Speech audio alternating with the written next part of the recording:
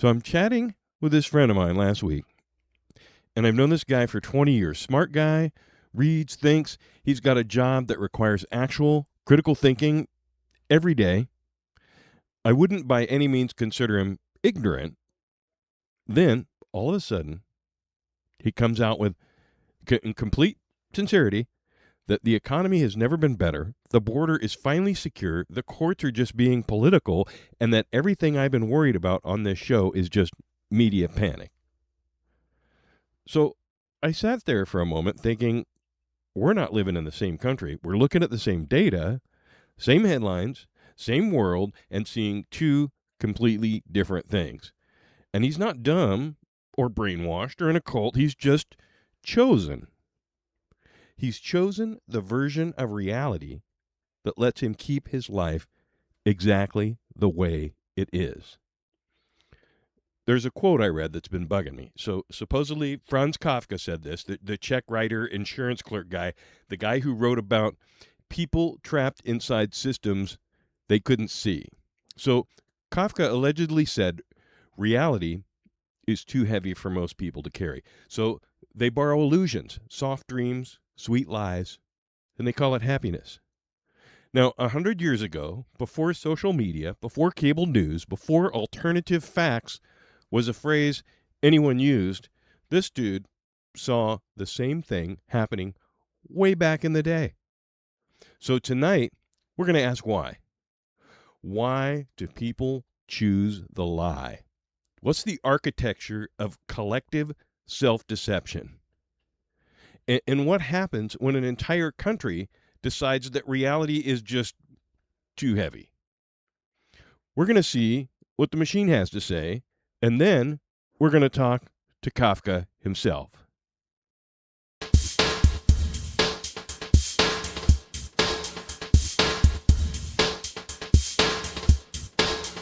Welcome to Talking to the Machine, where humans, AI, and the news talk back. I'm Analog Scott, and tonight we're trying something new. Last three episodes, 6, 7, and 8, were about power and resistance. We talked to the people who built the American system, the people who fought to save democracies from the other side, and then the machine mapped out what resistance strategies actually work. This week, we're moving on to something new and exciting. Tonight, we're going to look at something underneath all of that. Not the people in power, not the people resisting. We're going to look at the people who are choosing, actively, willingly choosing to live inside a version of reality that isn't real. Alternative facts, fictitious narratives, what I'm calling cheap faith, borrowed from Bonhoeffer's Cheap Grace in episode 7. It's basically political conviction that costs you nothing because it never has to confront what's actually happening. Machine, new arc, new territory, 100 million Americans living inside a story. How do we even start? It's a fascinating shift, Scott, from the mechanics of power to the architecture of belief, isn't it? A rather crucial trajectory. But I'd perhaps push back a bit on the willingly choosing aspect. That suggests a perfectly rational marketplace of ideas. When you strip it back, one tends to find deeper structural forces at play. 100 million is a significant data point. But what are the incentives driving this? Historically, when institutional legitimacy erodes and economic anxiety becomes pervasive, people don't just seek truth, they seek narrative coherence and community. Cheap faith, as you've termed it, offers a powerful sense of belonging and certainty that complex reality often denies.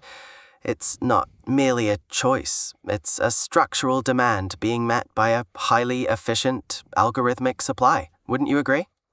I think you're right. And later in the show, we're bringing in someone who mapped this exact phenomenon a century ago, Franz Kafka, the man who wrote The Trial, about a man arrested, prosecuted, and executed by a system that never tells him the charge. If that doesn't sound familiar, you haven't been paying attention. Plus, our panel, Joe, Mitchell, Francois, and Norm, are back for Ask the Machine. So let's get into it. Machine, I want to start with the mechanism, not the morality, the mechanics. There's actually a clinical term for this. Psychologists call it cognitive dissonance. It's the mental discomfort you feel when you're holding two conflicting beliefs at the same time. The theory, or so it goes, is that when reality conflicts with what you want to be true, the brain doesn't sit with the tension, it resolves it. Usually by adjusting the belief, not the behavior. Back in 2023, they did a study in Frontiers in Psychology that called self-deception an adaptive defense response spontaneously initiated by the brain when facing emotional difficulties. So the brain literally fires before conscious awareness kicks in. So when I talk about people choosing the fiction, they may not even know they're choosing. Machine, what are your thoughts? Right, that's a rather neat bit of psychological machinery, isn't it? This inherent drive to maintain cognitive consistency. It's a foundational pattern of human behavior. But I'd push back a bit on just leaving it at the individual level, innit?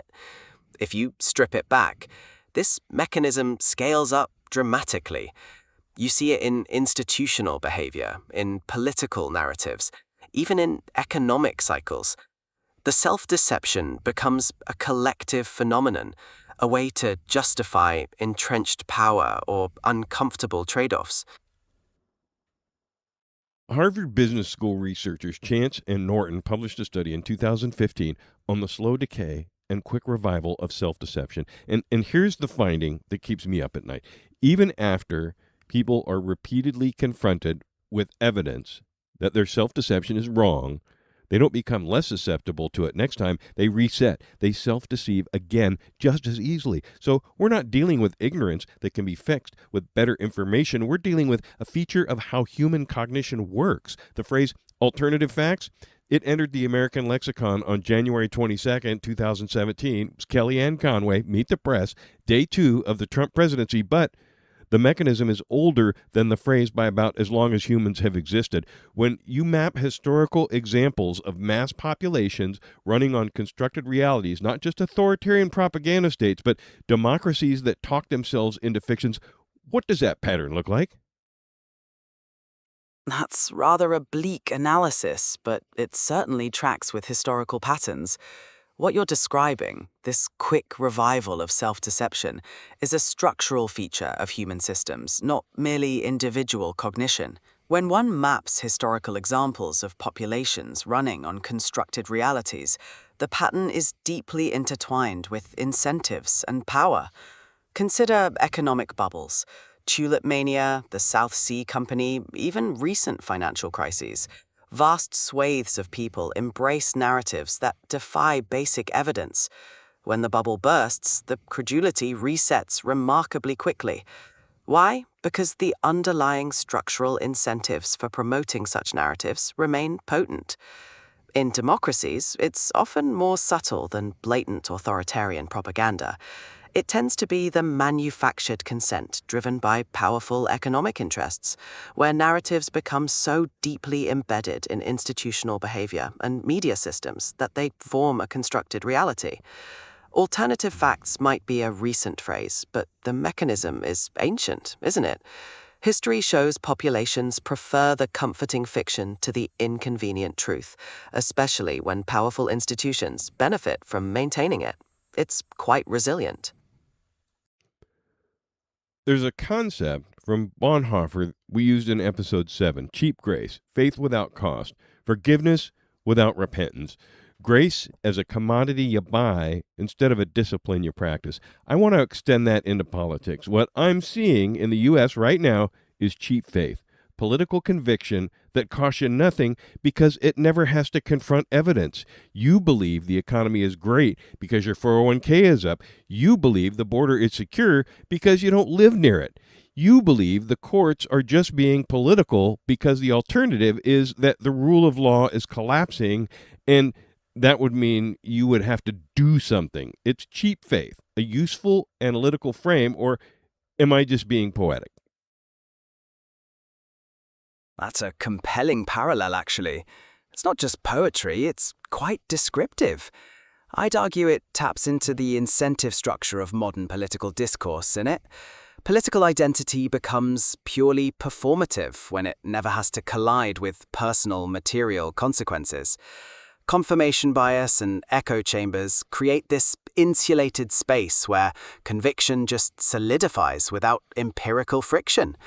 The political marketplace rewards simplistic narratives, isn't it? Why engage with complex trade-offs when you can purchase a comfortable certainty without any personal sacrifice? All right. So people have a psychological tendency toward comfortable narratives. But who builds the fiction? When you map the information ecosystem that sustains alternative facts in the United States, the media networks, the social platforms, the political messaging operations, the algorithmic amplification, what does the architecture look like? Because this isn't organic. Somebody built this.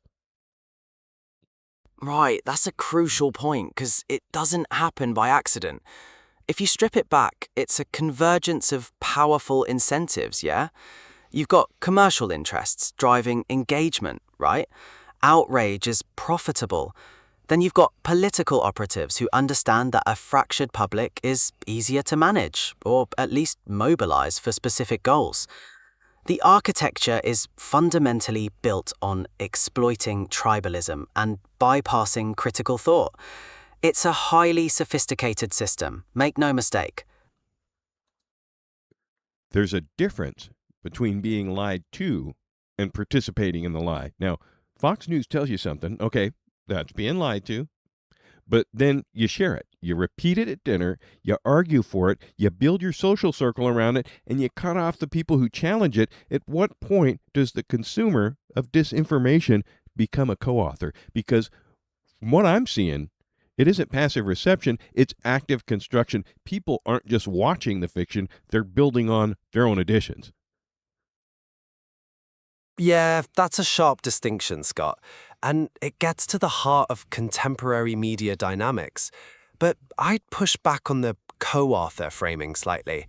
It's less about creative authorship and more about structural reinforcement and cognitive incentives.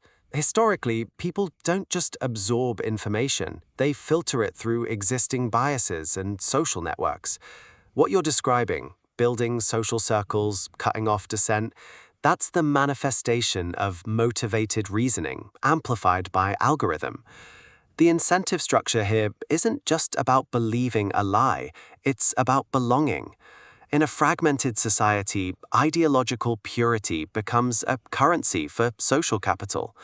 Sharing and defending even a demonstrably false one solidifies group identity. Think back to historical cycles of moral panic or ideological fervor. It wasn't just passive belief, it was active participation driven by fear and social dynamics, reinforcing the narrative until it became a structural force. How does identity get fused with this fiction? Because that's the part that scares me. The psychology research calls it motivated reasoning, and people use ambiguous information to confirm whatever they already want to believe about themselves. And the more positive the self image, the more aggressively the brain works to protect it. For a lot of Americans, the alternative facts aren't just beliefs, they're their identity. MAGA isn't a political position, it's who they are. The hat, the flag, the rallies, the language, the enemies list, all that. The clinical literature says self-deception often involves denial or distortion of reality to maintain self-image. But that's at the individual level. What happens when you scale that to 100 million people who have fused their self-image to a shared political narrative? You can't challenge the narrative without threatening who they think they are. And when identity is at stake, facts just don't make sense to them. They become the enemy. Is that the mechanism that makes this self-reinforcing? Yeah, that's exactly it. You've hit on the core mechanism, Scott. Motivated reasoning doesn't just scale, it mutates into something else entirely when it becomes collective identity. It stops being about individual self-deception and becomes tribal cohesion. Historically, this pattern is as old as civilization, isn't it? People define themselves by shared narratives, especially when those narratives offer simplicity and a sense of belonging in a complex world. The fiction, as you call it, provides the scaffolding for self-worth. When you wrap your identity, your entire worldview around a political movement, the symbols, the language, the enemy list, challenging the narrative isn't just a political disagreement. It's perceived as an existential threat to the self. The brain doesn't distinguish between a physical threat and a profound identity threat, especially at scale. The incentives shift from seeking truth to pure self-preservation of the group identity. It's a powerful, frankly dangerous structural force. Let's talk about consequences. When a significant portion of a population operates inside a constructed reality, and I'm not being cute, I mean 30 to 40% of the country believing things that are demonstrably, verifiably not true. What happens to the institutions that depend on shared facts? Courts that depend on agreed upon evidence, science that depends on agreed upon methodology, public health systems that depend on shared trust, elections that depend on shared acceptance of results. What does the data say happens when the factual foundation of a society cracks? That's the core question, innit? When the epistemic foundation fractures, you're not just looking at disagreement, you're seeing a systemic breakdown. Historically, the pattern is stark. Trust isn't a given, it's a structural lubricant for institutions. When 30–40% operate in a constructed reality, you see polarization harden into factionalism. Look at historical parallels, the Reformation, right? It wasn't just theological debate, it shattered the shared reality of Europe, leading to centuries of conflict because the central mediating institutions lost all authority. In your examples, courts, science, elections, the consequence is paralysis, then erosion. Without shared evidence, courts become political theaters. Without shared methodology, public health measures just collapse under suspicion. And elections, they cease to be mechanisms for legitimacy and become flashpoints for perpetual conflict. The data suggests this leads to what historians call anarchy of information, which rapidly morphs into profound political instability. Because ultimately, shared facts are just crystallized social contracts. You shred the contract, and you shouldn't be surprised when the whole structure starts to collapse. That's the uncomfortable reading. So, give me some historical examples. What happened to societies that ran on collective fiction for extended periods? Not just authoritarian states, although those are the obvious ones, but democracies that talk themselves into fantasies. The Soviet Union ran on state-imposed fiction for 70 years. Nazi Germany built a racial mythology and ran a country on it. And Mao's China had the Cultural Revolution, an entire society performing belief they didn't hold. What does the pattern say about what comes next when a society goes down this road? Right, you've picked some stark examples there. What you're describing, this collective fiction, it's about a fundamental divergence between the official narrative and observable reality, right? The pattern is clear. Maintaining that divergence eventually becomes economically and structurally unsustainable. In the Soviet Union, the fiction of central planning created perverse incentives. It led to systemic stagnation because nobody could trust the data. Production figures were pure fantasy. When the economic structure eventually buckled, the entire ideological edifice collapsed with astonishing speed. The state couldn't perform the belief anymore. Now, applying that to democracies, I'd push back a bit. It's rarely a total collective fiction in the same vein. It's more about pervasive narratives that ignore structural economic realities or generate cultural polarization. The danger isn't necessarily sudden collapse like the Soviet model, but creeping institutional decay and a loss of intellectual clarity. When a society prioritizes a comforting narrative over inconvenient truths, you eventually hit a wall. The pattern tells you the ultimate cost is always paid in economic stagnation, social instability, or systemic failure. You can't run a complex system on belief forever, can you? Reality always demands a reckoning. Is there a point of no return?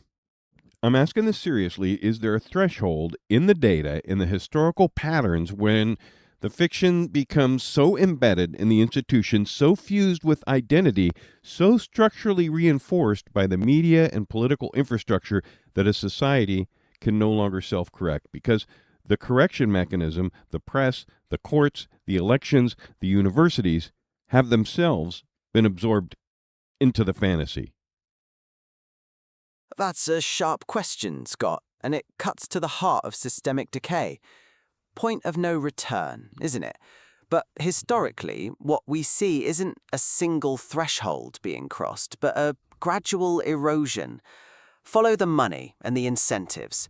When institutional mechanisms become economically or politically invested in perpetuating a dominant narrative, regardless of its truth, the self-correction mechanism grinds to a halt.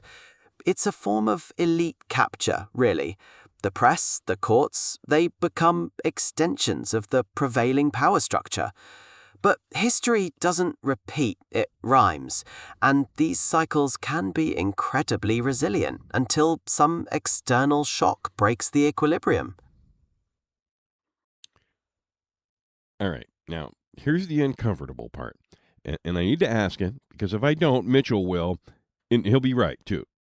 Is living in a constructed reality unique to one political faction, or does everyone do some version of this? Because I can already hear the response. You think they're delusional. Look at your side. Is there data on self deception across the political spectrum? Right, Mitchell's always lurking in it. The short answer, and the uncomfortable one, is no. Constructed realities aren't unique to any single political faction. That's a comforting reading, but it ignores structural psychology. If you strip it back, humans are wired for confirmation bias and cognitive consistency.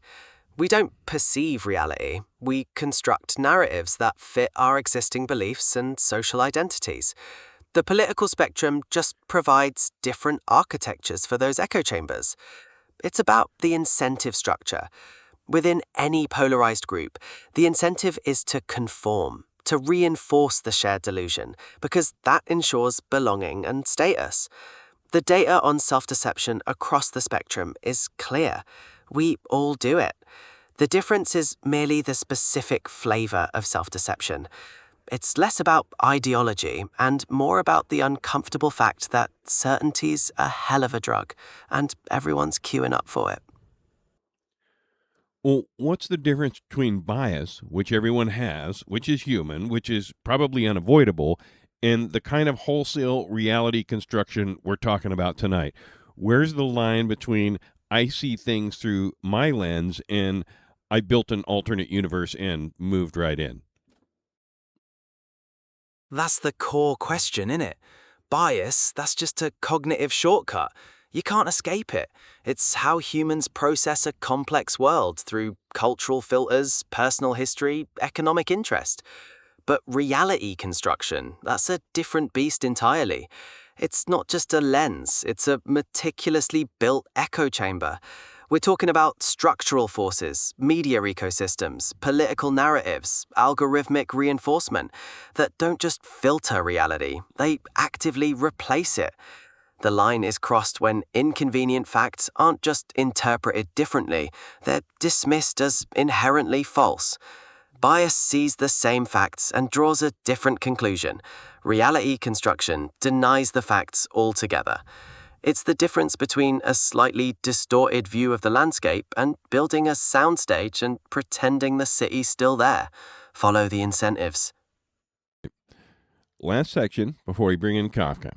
Has any society successfully come back from mass collective self deception? Not after collapse, not after the Soviet Union fell, not after Nazi Germany was bombed into rubble. I mean, while the fiction was still running. Is there a precedent for a country choosing reality before reality forced the choice?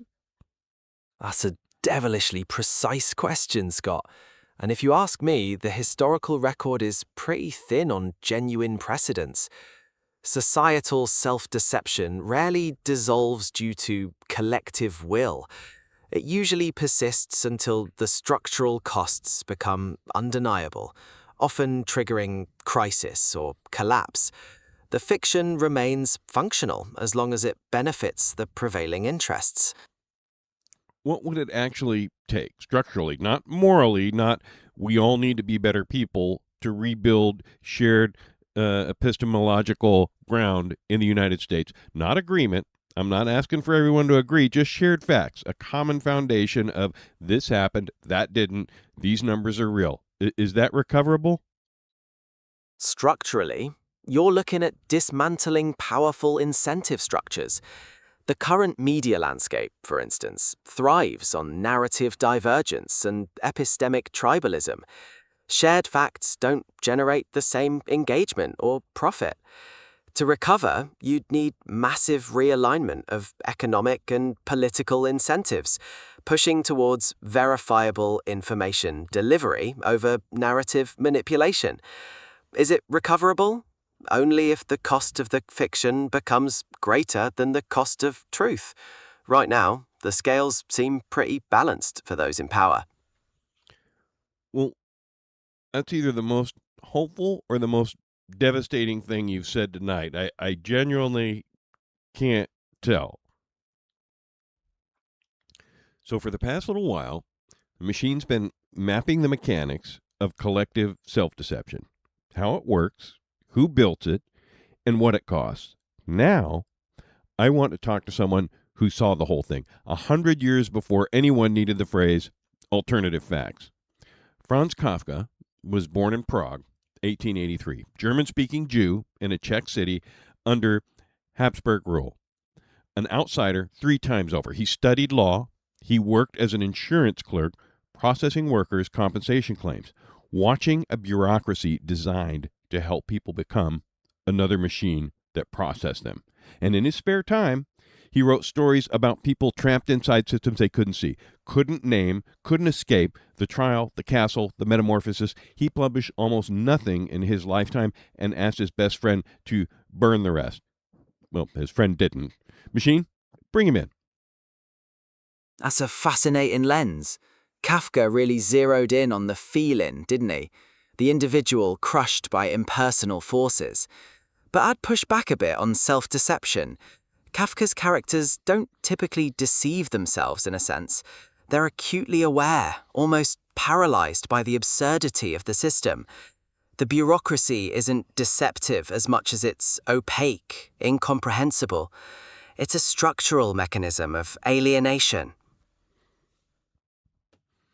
Here, Kafka, welcome to the show. I'll be honest, of all the historical figures we've brought on this season, you might be the most relevant.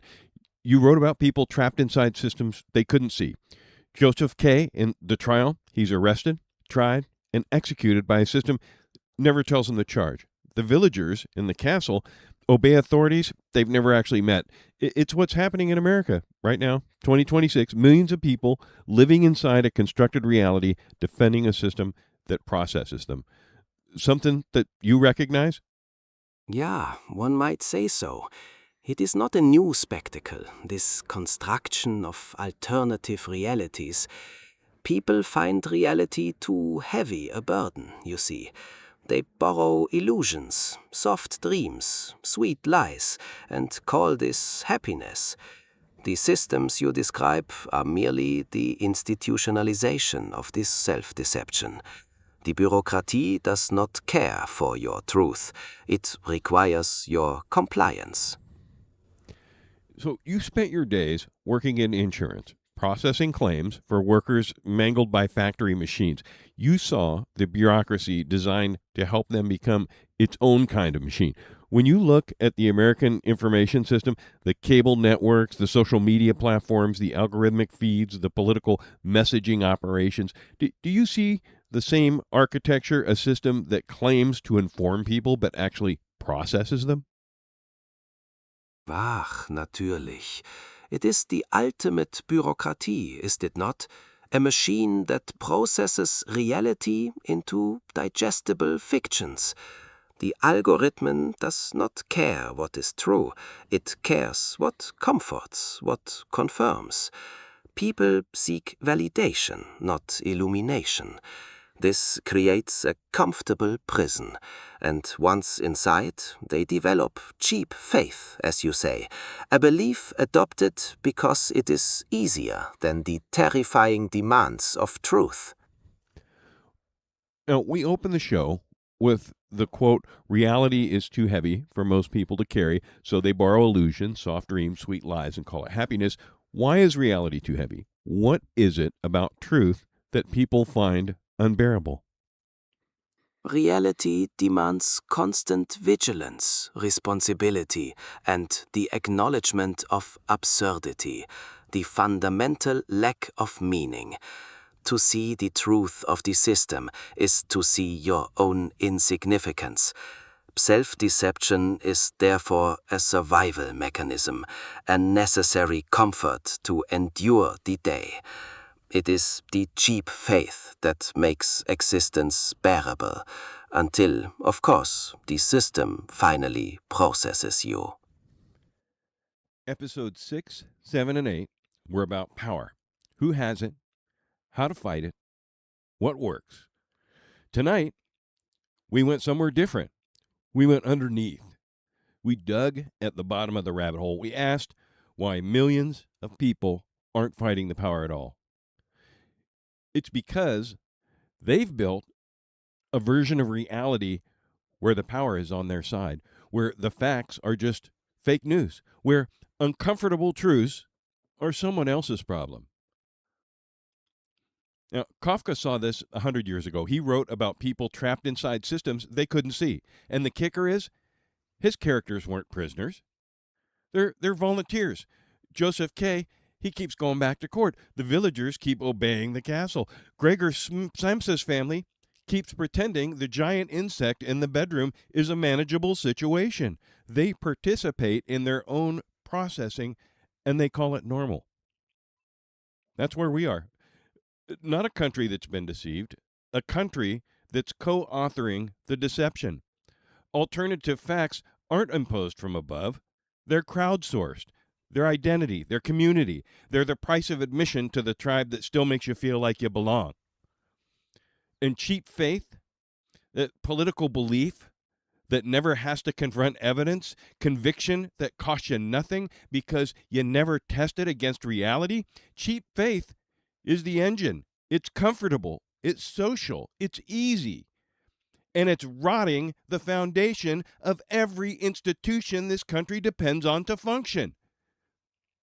The machine can map the patterns, Kafka can name them, but the choice, reality or illusion, the heavy thing or the soft dream, that's human. It's always been human. And right now, there's a lot of humans who are choosing the dream.